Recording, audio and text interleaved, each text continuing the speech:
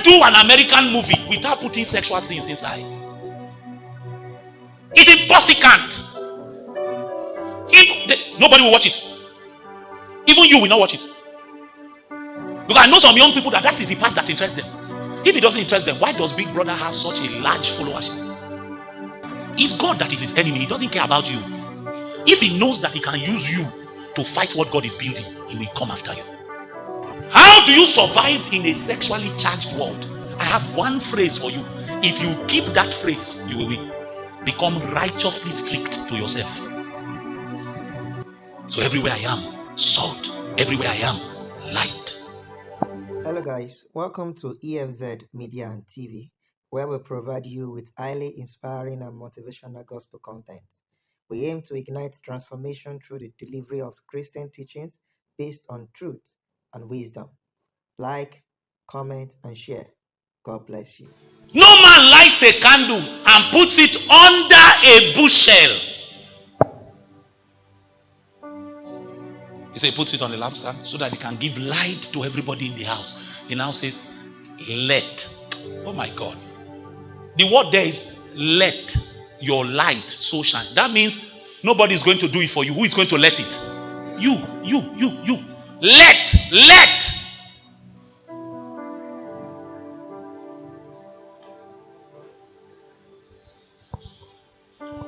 So it becomes an abomination that God will have a daughter of Zion in a campus. And instead of her to be letting light shine, what is coming out of her vessel is darkness.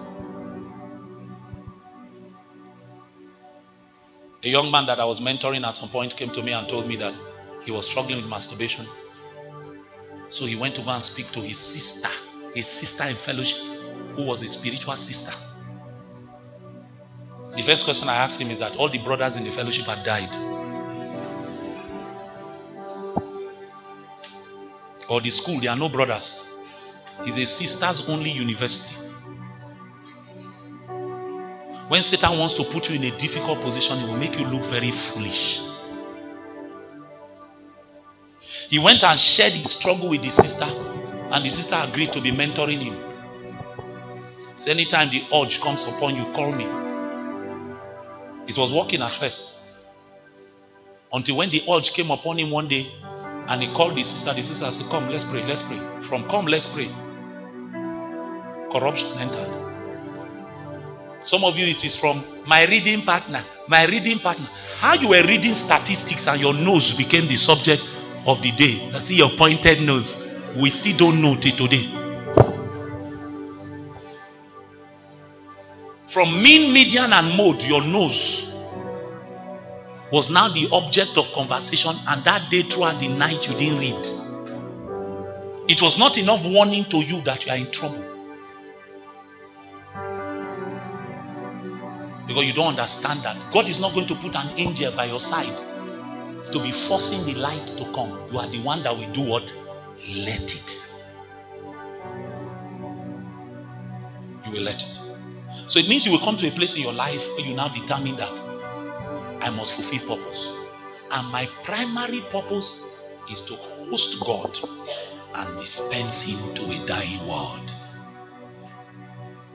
So everywhere I am, salt.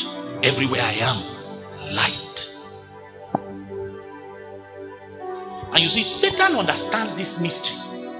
So he comes after man. He creates warfare around your life. And his primary tool against this generation is sex.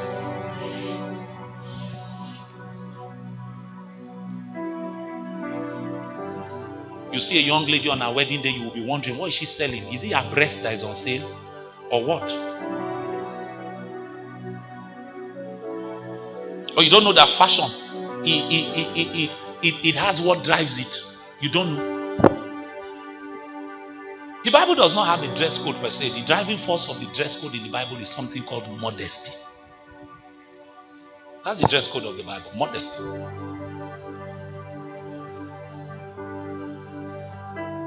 But Satan knows that the average young man is moved by sight. So 13-year-olds are dressing as if things that we used to call nightgown in those days are the latest fashion now. What is supposed to be for the bedroom is on the streets. Because Satan knows that the earth needs preservatives. The earth needs sweetness. The earth needs light. So if he can corrupt the men that are supposed to bear this reality, he can at least try to fight against the purposes of God. It's God that is his enemy. He doesn't care about you. If he knows that he can use you to fight what God is building, he will come after you.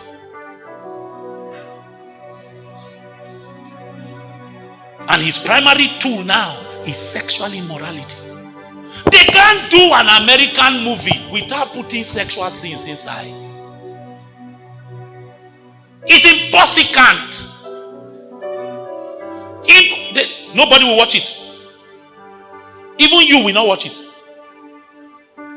Because I know some young people that is the part that interests them. If it doesn't interest them, why does Big Brother have such a large followership?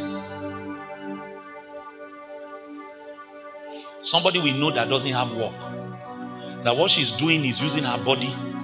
She goes and buys a car and then comes to a church to dedicate it. Christian sisters are going under her post to say, "Oh God, when?" Prostitution is now attractive to even godly girls.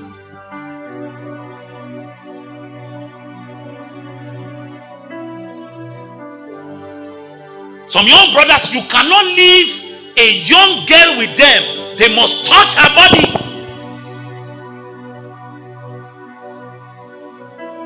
I'm trying to say to you that you don't understand the battle that is going on. It's not about you, it's about the eternal purposes of God. He knows the earth is in the balance. He knows the souls of men are in the balance. Satan knows. So what does he do? He corrupts the vessels that are supposed to bear salt. He corrupts the vessels that are supposed to bear light.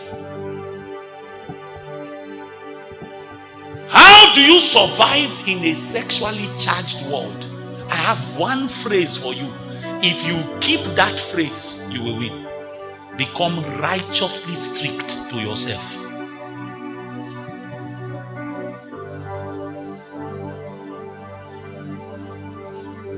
Become righteously strict to yourself.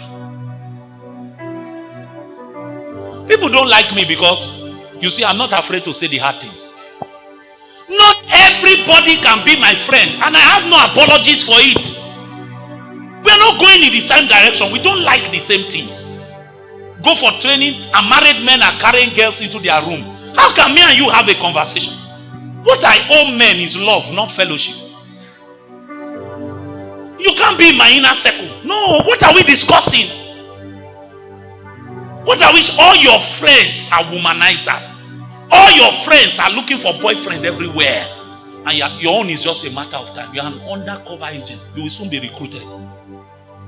It's time. It's time. Satan knows the mystery. He knows the earth is heavily dependent on men who are fulfilling their purposes in God. They are bringing God pleasure. They are living to serve His will.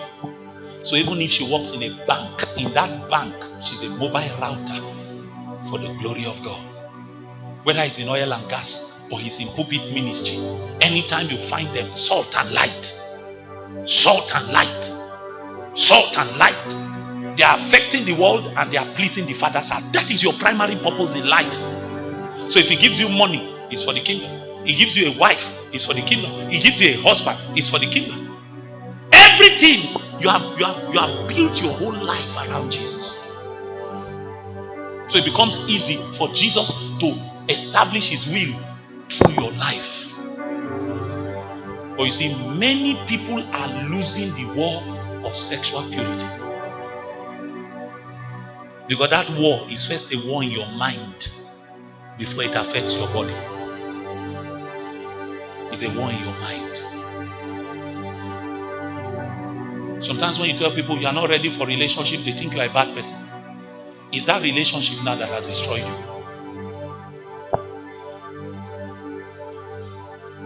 And when you teach people certain things, see, bro, the beauty of purity is not in how you appear to men, is in how you stay before God.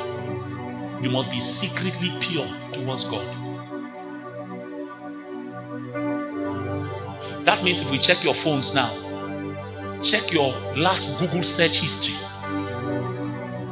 check the kind of conversations you have on WhatsApp. If we check now, what will we find? What will we find? What we find is the true state of your soul, not what you did in church this Sunday morning, not your dress code. I know you cover your hair. I know you wear a good trouser like a good young man. But what is the state of your heart when no man is watching? Has the sexuality and the sensuality of this world consumed your soul? It's unfortunate I can't get there. I wanted to show you that man is sexual, man is sensual, man is spiritual.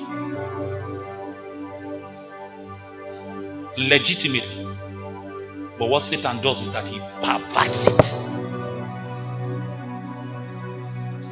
So that you will be wearing, you know, in the Old Testament, the priest was to wear his priestly garment, and on the top it was written, holiness unto God.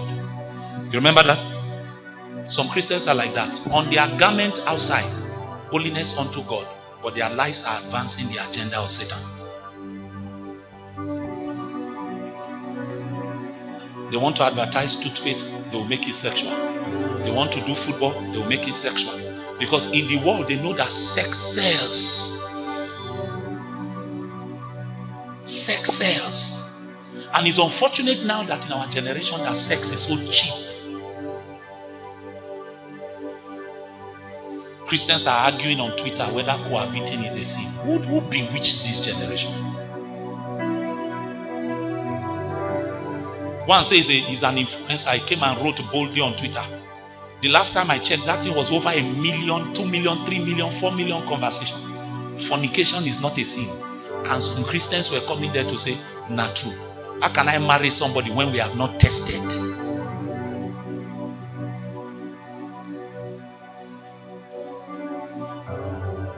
This is the biggest weapon of the devil.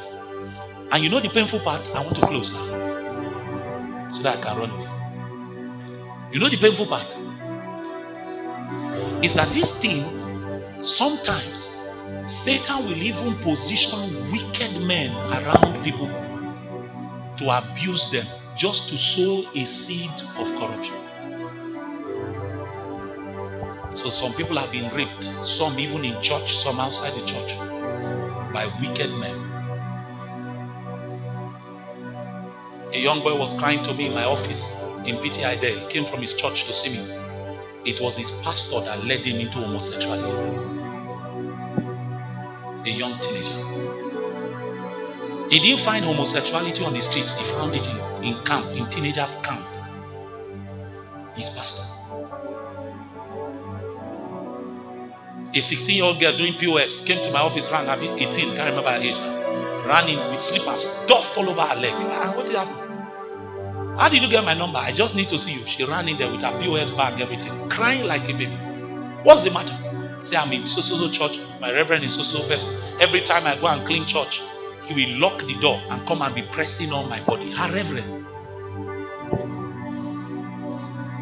When Satan wants to destroy people, he comes with the matters of sexual immorality. It's the thing that is the most dangerous in this generation now. Brethren, be careful what you watch. Be careful who you allow into your space. Be righteously strict to yourself. Bow your heads.